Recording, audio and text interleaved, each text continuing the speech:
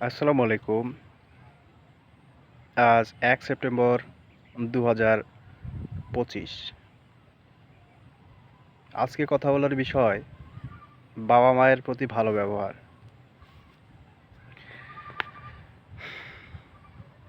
সত্যি বলতে আমরা ছোটবেলা থেকে বই পুস্তকে অনেক কিছুই আমরা পড়ে এসেছি। কিন্তু মা-বাবার সাথে ভালো ব্যবহারের যে বিষয়টি, মা-বাবার সেবাতেই যে জান্নাত কিংবা মা-বাবার সাথে খারাপ ব্যবহারের মাধ্যমেই যে জাহান্নাম, কিনে নেওয়া যায় এরকম একটি কথাও প্রচলিত আছে। এবং তার চাক্ষুষ প্রমাণ আমি নিজে। আমার জীবন খুব ছোট্ট। আমি খুব সামান্য একটি সময় পার করছি। এখনো জীবনের কিছুই দেখিনি। একটু হাতে পায়ে বড় হয়েছে এই যা। তো বাবা-মার প্রতি ভালো ব্যবহারের যে জায়গাটি আছে, ২০২৪ সালে ৩০ আগস্ট অথবা ৩১ আগস্ট সঠিক মনে নেই। আমি বাসা থেকে রাগ করে হোস্টেলে চলে যাই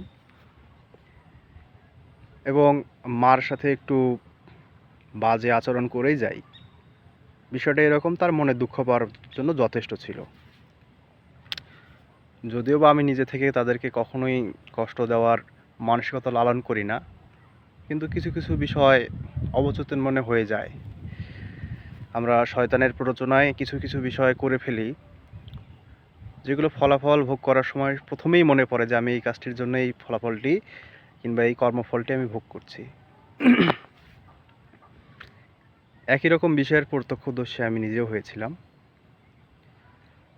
সে থেকেই বলছি, ২০২৪-এর ১ সেপ্টেম্বর থেকে ২০২৫-এর ১ সেপ্টেম্বর আমি বাসায় অবস্থান করছি।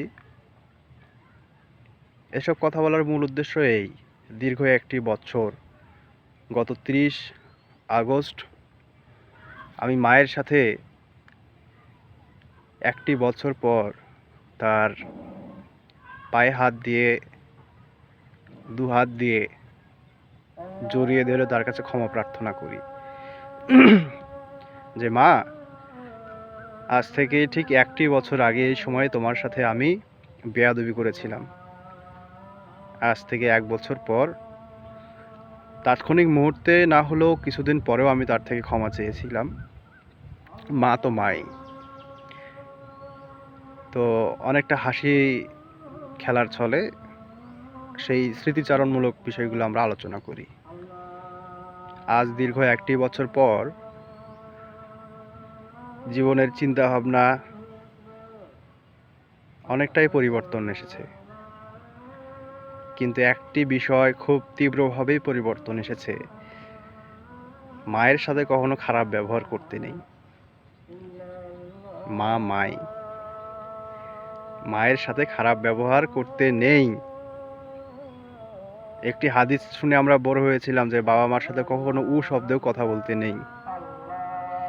আজান দিচ্ছে, আমি কথাগুলো দীর্ঘায়িত করছি না। তো এ পর্যন্তই, এতটুকুই বলবো যে নিজের সাধ্যমতো বাবা মাকে যথেষ্ট আদর ইজ্জত করা উচিত। সৃষ্টিকর্তা প্রদত্ত সফলতা শুধুমাত্র পরিশ্রমেই আসে না, কিছু কিছু সময় বাবা মার করুণ সুরে দোয়াগুলোতেও আসে। আবার কিছু দীর্ঘশ্বাসেও অনেক বদদোয়া চলে আসে। ভালো থাকবেন সবাই।